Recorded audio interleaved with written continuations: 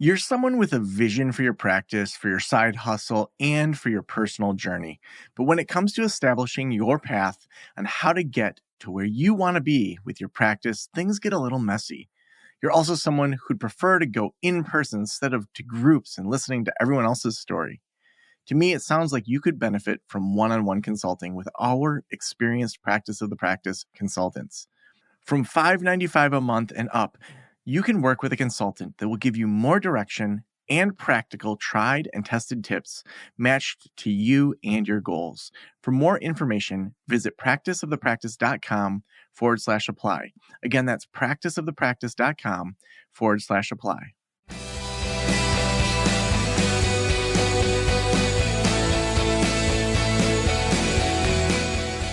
This is the Practice of the Practice podcast with Joe Sanok, session number 1253.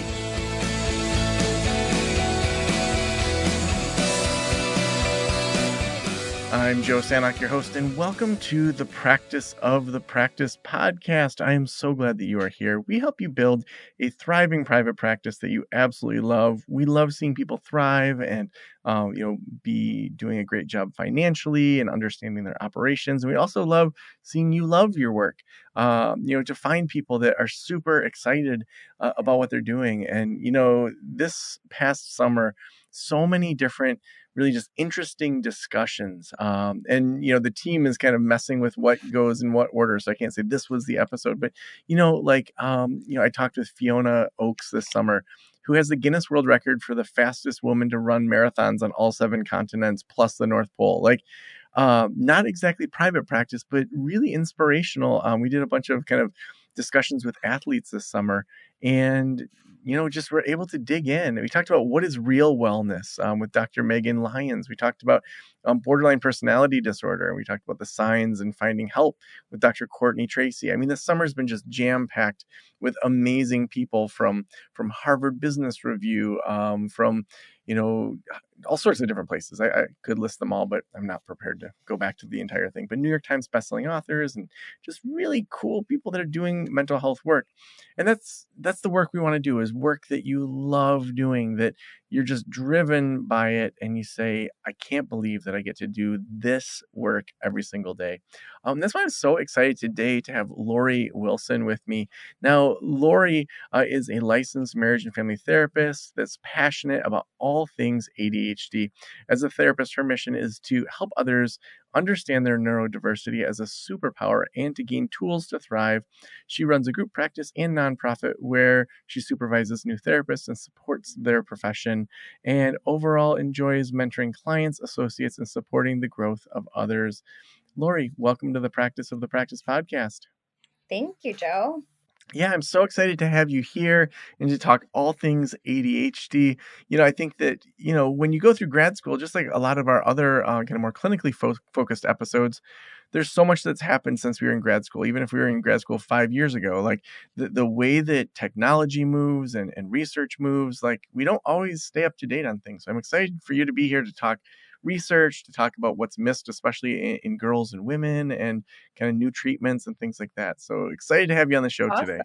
Thank you. I'm very excited to be here. Yeah, it's interesting when you said that, how we niche down. And I think when you talk about research and stuff like that, that's one of the other important things of doing that and becoming more focused, is because then you can stay up on the research and what some of the new treatments are and things like that.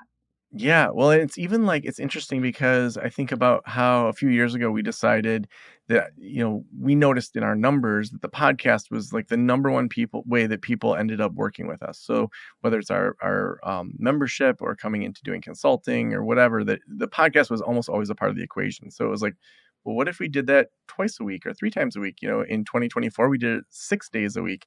And so to just say, I'm going to go twice as fast as the other people that are podcasting if I do it twice a week. And when we're doing 5 or 6 a week, we went from episode 400 to episode 1200 in the blink of an eye. So you just put in those reps when you're niching in a way that you just can't if you're spread out too thin.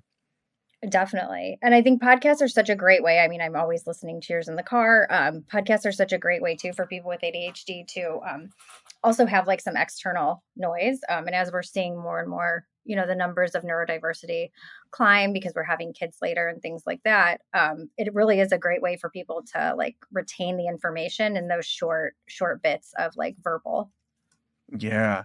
Well, let's talk ADHD research. Let's start there. So, bring us up to date from grad school. If we haven't been keeping up on the research, like what do we need to know from kind of big picture? But then also, I'm sure there's kind of more nitty gritty, niche specific things too.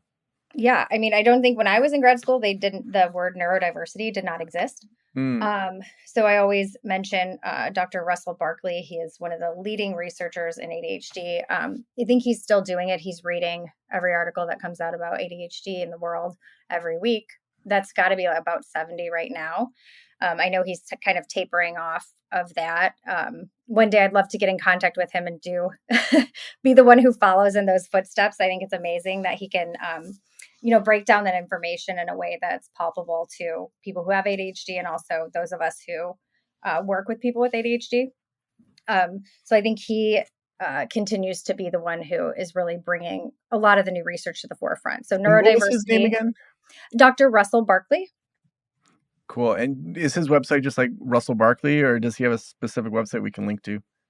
I think it's just russellbarkley.com, but I can share it with you and we can link to it. Yeah, we'll put that in the show notes.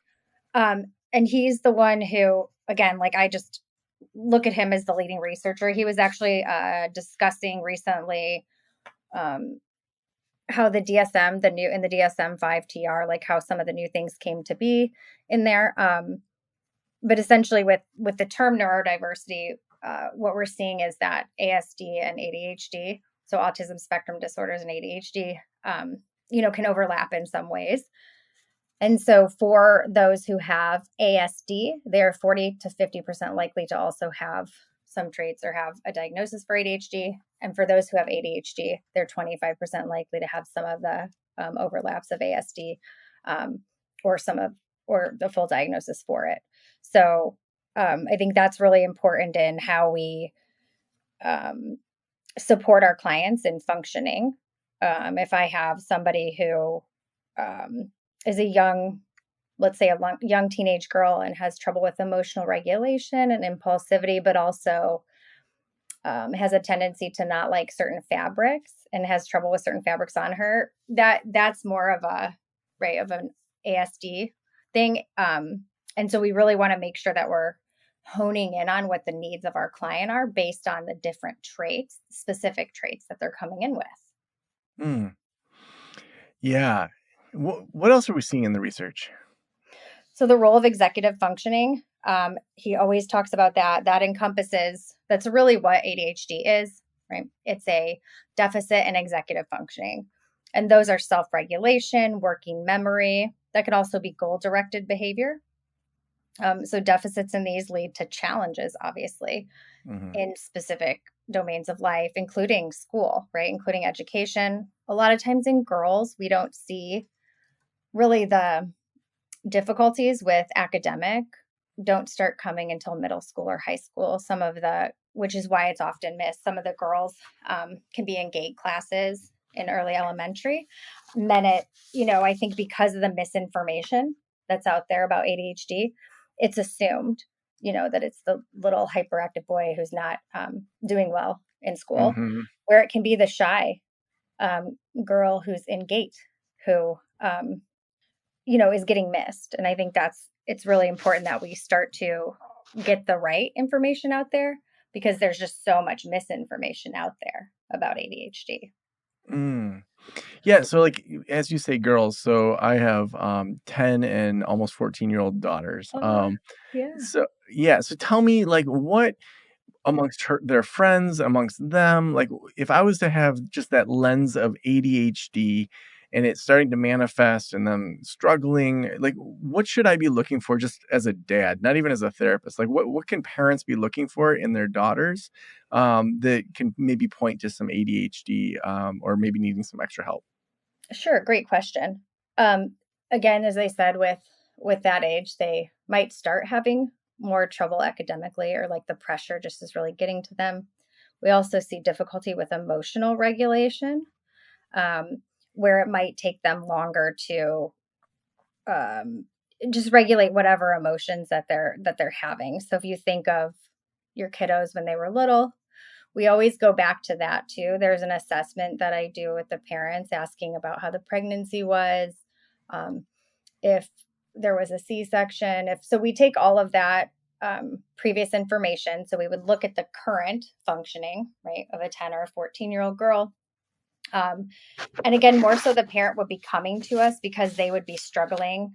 And sometimes, unfortunately, even with self-injurious behaviors. So difficulty with emotional regulation, self-injurious behaviors, maybe some depression, anxiety.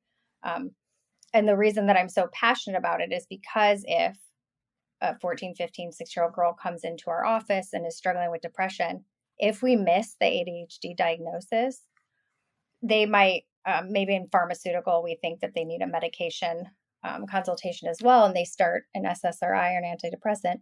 That can actually make their ADHD symptoms worse if we're not diagnosing with the co-occurring struggles. So I would say the primary things you're going to be looking for in 10 to 14-year-old girls is difficulty with emotional regulation, maybe even some bullying or difficulty with social relationships and making friends. They just feel different. And I would say those are probably the primary. They're not always going to have difficulty with impulse control, and they might also be just more shy. They're not necessarily hyperverbal like some can be. So how do you parse out like normal teen angst and emotions? Being a single dad that's, yeah. I've not raised girls before, and I had a sister, but she was in fourth grade when I went to college, and so it's like, what would you say parents like? I mean, it seems like just teens in general are going through a lot with their hormones. Like, so, Yes. when you say emotional volatility or things like that, like how do you know when it's like enough that you're like, we really should like start looking at ADHD? Yeah, great question. Well, if it's also if either parent has it, right, approximately like 65% of cases are inherited, right? Mm. So it is one of the most genetically influenced psychiatric disorders. Now, if the parent didn't know that they had it, right, sometimes they might learn from us that information, then they later, especially like if mom had it, would get diagnosed with it later. But it's funny to hear you say general teen angst, and I do not have a teenager yet. I have a 4-year-old, so Mm. It's fun. I I actually like it. Like, I mean, to see them differentiating in really silly ways. Like, we were yeah. walking into Target one day while it was raining, and I had an umbrella up, and she's like getting soaking wet, and she looks at me and she goes, "Umbrellas are overrated." And I'm just like, "That's where you're gonna like differentiate from me? Okay, like get wet. I don't care." It's just like these things that are just like they're trying on personalities, and it's just so Yeah. interesting to watch. Yeah, no, it's so interesting to watch. I would say if you're going to know because you're going to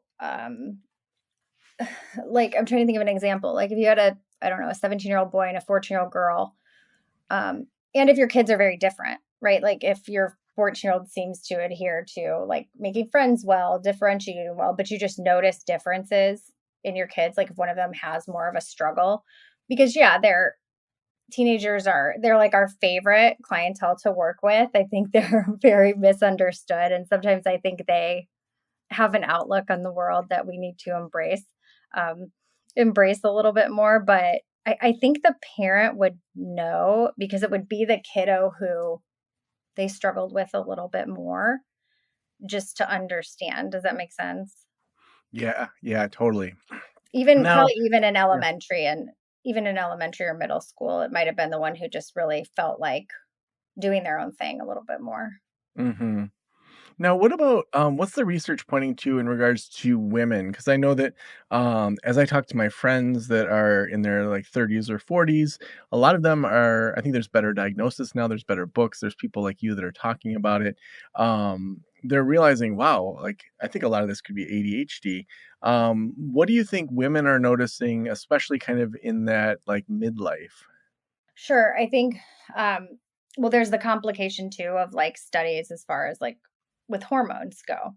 Hmm. So, and I don't remember if I shared my personal story on the last one, but I was like 27 or 28 when I was diagnosed with ADHD, and really struggled in my undergraduate. I think I got like a 2.8.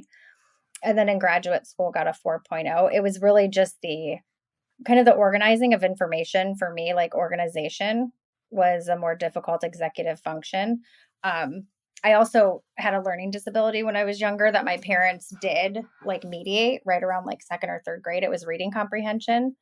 Mm, So I think the hard part about that is when women don't get diagnosed until later. And I think Mel Robbins also mm, mm-hmm. was diagnosed later. You can also see substance use disorders, like I myself, and I think Mel Robbins is too. I've been sober for 10 years um, because they will try to manage or mitigate. And so I think a lot of times by the time we're, you know, in our 30s or 40s, it's kind of depleted us of our self esteem and a lot of the just a lot of self-doubt even going into social situations. They'll come out of social situations, especially if we don't know the people we're interacting with. Let's say they had 6 people they were interacting with or doing something like this. So after essentially after this podcast or after I had a social interaction with people I don't know, there would be so much self-doubt in that person's head, like, oh, what did I say wrong? How did I do? Where they really, there's just a lot of self doubt, I think, that comes along with it. So I think if women are experiencing that, and if it hasn't been found to be, from something else, or there's no like physical manifestation of it, I think it's fair to go and get, an assessment done by a licensed therapist who specializes in it or by a psychiatrist or psychologist. Mm.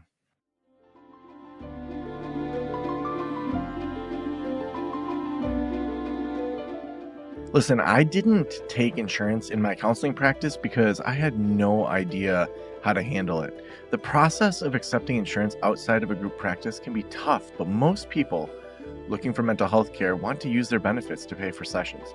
If you're like me and you feel a little scared about taking insurance, or you just want to make it easier on yourself, and you're interested in seeing clients through insurance, Alma can help.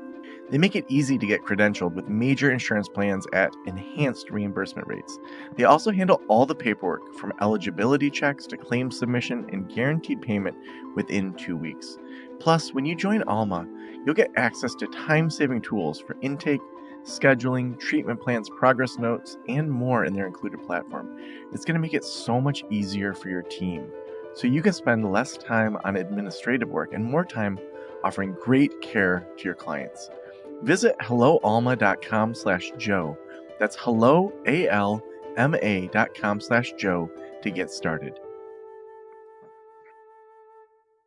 Now, a couple of things that, we talked about maybe digging into is how to turn neurodiversity into your superpower. So take Yeah. me into like the positive side of ADHD and, what you're seeing actually is the superpower side of this. Yeah. So actually, this is amazing. So a lot of times, people with ADHD are 300% more likely to become entrepreneurs. So sometimes when I start working with women in their 30s or 40s, I get to then witness these amazing neurodiverse clients becoming hugely successful at building their own business or company, which has been really, I think, both rewarding for them and rewarding for me as well. So I think the superpowers that come with it are when you're not stuck in this box of how you are supposed to act or how you're supposed to be. And kind of like your daughter and the umbrella thing, when you can do that and start thinking of yourself as unique within the world and kind of try to rid yourself of that self-doubt, there's really some amazing things that come out of it. Why do you think that people with ADHD are uniquely positioned to be entrepreneurs? Because we don't like bosses. We don't like to listen. I mean, don't I don't know how else to say that. Like we have to structure the world in a way that we can understand it. And so if we go into a space where it's already organized or structured, even like a classroom, right? We're not necessarily going to learn or be able to manifest those superpowers in a way that allows them to come out. So I think sometimes we feel stuck in that box. And being an entrepreneur and being able to kind of make the box yourself, I think can be very helpful to people with ADHD. Mm, yeah, yeah. What are some myths about people with ADHD that you think just continue to be perpetuated? Yeah, I mean, I think that the common one that it's mostly boys, hyperactive boys who can't sit still. Unfortunately, they also get like sometimes a bad, like, okay, they're the kid that misbehaves or they're the kid that's bad. And I don't think it's great to label. It's not good at all to label that. I think it can be um, just perpetuating some of the negative ways that people feel about themselves. So I think that's a big one. Um, and we just continue to the myth that it's, mostly boys. I think that's a huge one. The myth that you don't need medication, that if you take medication, you're more likely to use substances. That's not true. They've actually shown that medication started a little bit earlier. I think they're showing between like 9 and 12 changes the gray matter in your brain. And so then those kids who start it younger can actually get off of it towards like sophomore, junior, senior year of high school. And so they wouldn't have to take those medications long term, which is really great. Yeah, let's talk medication, because I think a lot of the parents that I'm just friends with say, I wouldn't want my kid to be on medications that early. I'm scared it's going to hurt their Sure. brain. What if it's just kind of hormones for their age? Like, um, maybe like tell us some of the truths that you see around medication, and then also like when should you and when shouldn't you jump to medication as an option? Sure. Great question. And I think, right, they should always obviously get a medication consult by someone, again, who specializes, who is a psychiatrist or psychologist who's specializing in ADHD. But I would have the same fears. I mean, like I said, my son's 4. I think if somebody was telling me he needed to be on medication, I would be very, very reluctant to do that. So I understand that. I would say, as depending on the difficulty of executive functioning that the child's experiencing, Russell Barkley does say, 90% of the time that's what's going to work. So if they're getting in trouble at school or it's causing difficulty with like social relationships, and that's a big thing at that age, I think, um, I think then as a parent, I would think that it was important. Unfortunately, there's not many other ways to start to mitigate some of those challenges of executive functioning because their brain needs some of those parts to be working better than it actually is. So I think I understand again the reluctance um, because you feel too, like, especially if you have a kiddo who's more hyperactive, it kind of tempers that. And a lot of times parents worry or the kiddo worries because there's a change in their behavior.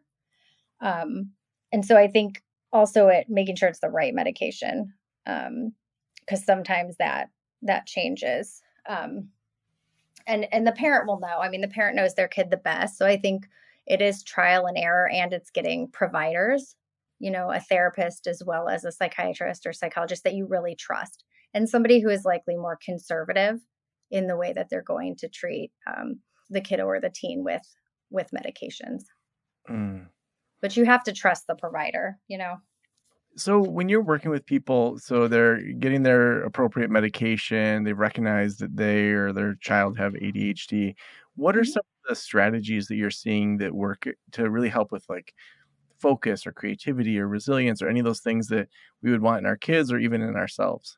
Yeah, great question. So I always, if I have whether it's a teenager or an adult, anytime they're actually going to get on medications, we do something where we say, okay, as a result of starting this medication, right before they meet with the psychiatrist, what do I want more of, and what do I want less of?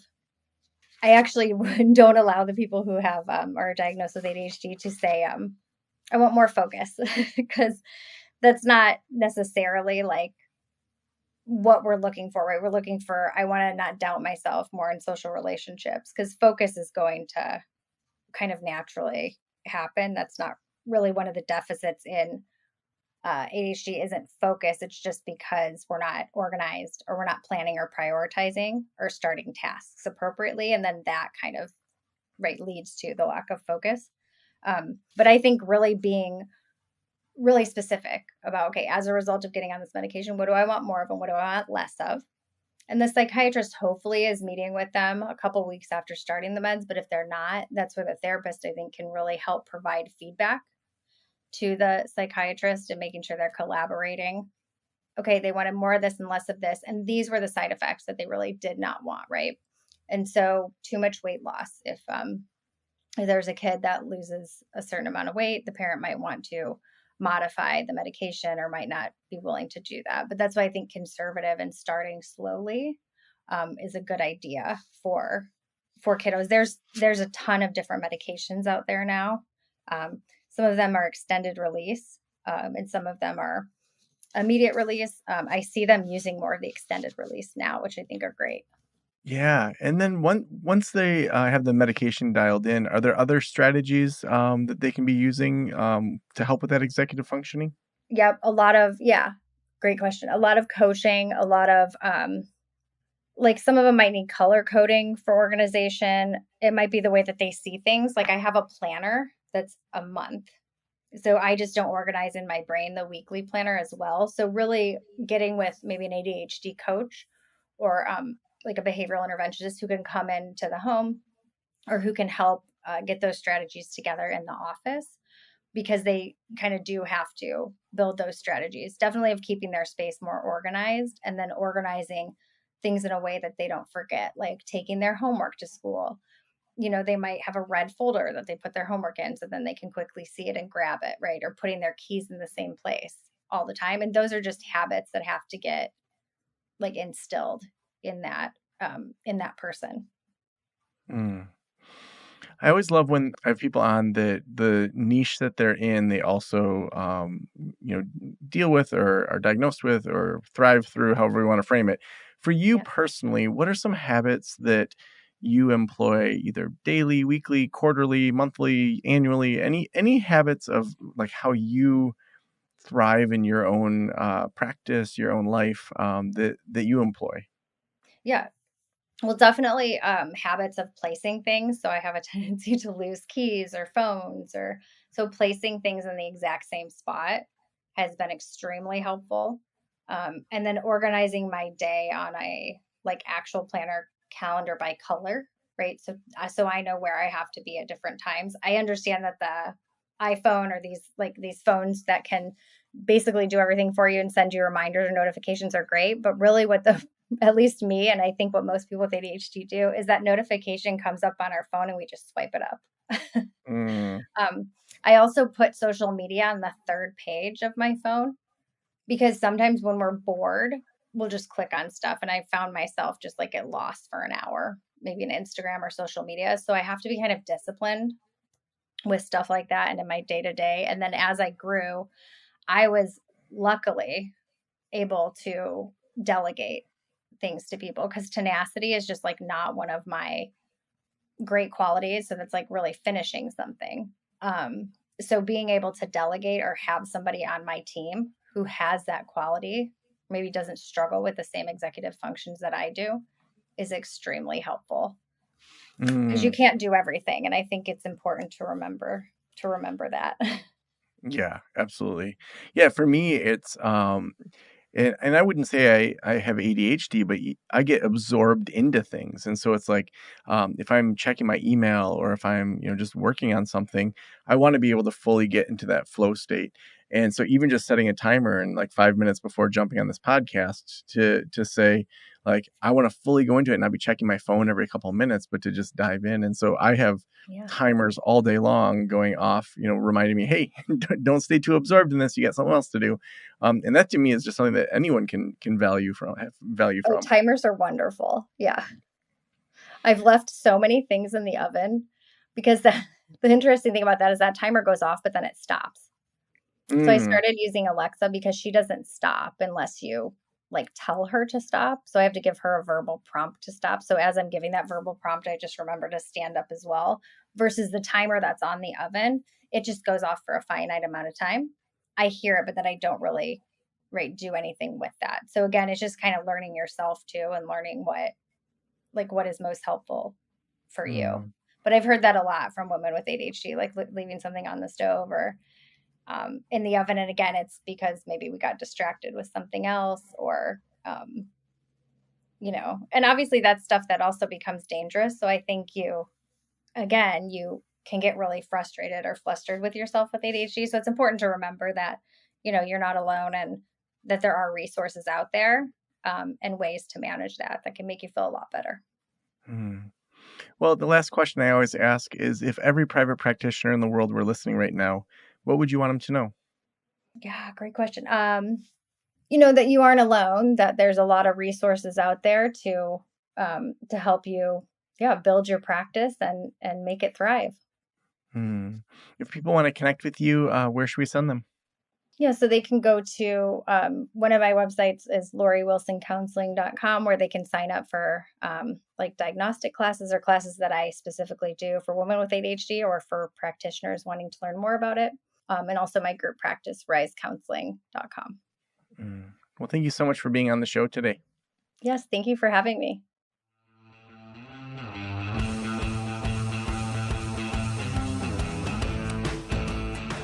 I'm wondering where your personal niche might be. We've interviewed a ton of people this summer around practices they've built off of their own life experiences, off of their own things that they research and are excited about. We've talked about, thinking about your impact on the world. Like, how do you want to impact the world in a different way? Are you doing that in your practice?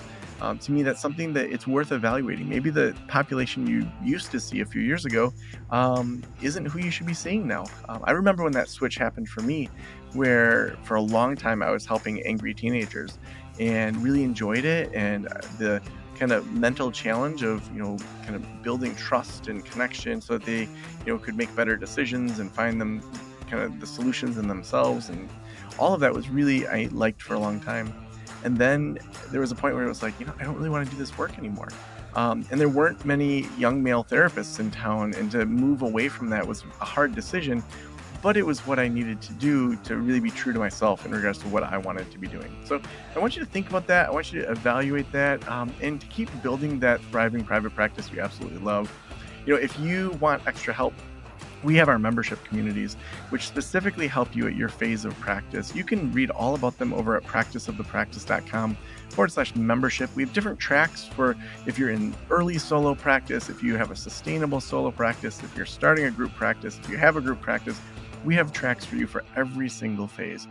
We meet 3 days a week live that you get to come to, so 12 live meetings a month, plus over 30 e-courses. So you're going to want to check that out over at practiceofthepractice.com/membership. Thank you so much to Alma for being our sponsor today. I wish Alma had been around when I had my private practice. I had no idea what I was doing. That's why I didn't take insurance. But if Alma had been there, I would have. And there's no reason that as a clinician, you should be spending hours on paperwork to bill for insurance, or not knowing for sure that you'll get reimbursed for sessions with your clients. If you're interested in seeing clients through insurance, but don't want to navigate the process and paperwork on your own, Alma can help. They make it easy to get credentialed with major insurance plans at enhanced reimbursement rates and a guaranteed payment within 2 weeks. Visit helloalma.com/Joe. That's hello, ALMA.com/Joe to get started. Thank you so much for letting me into your ears and into your brain. Have a great day. I'll talk to you soon. Special thanks to the band Silence is Sexy for that intro music, and this podcast is designed to provide accurate and authoritative information in regard to the subject matter covered. It is given with the understanding that neither the host, the producers, the publishers, or guests are rendering legal, accounting, clinical, or other professional information. If you want a professional, you should find one.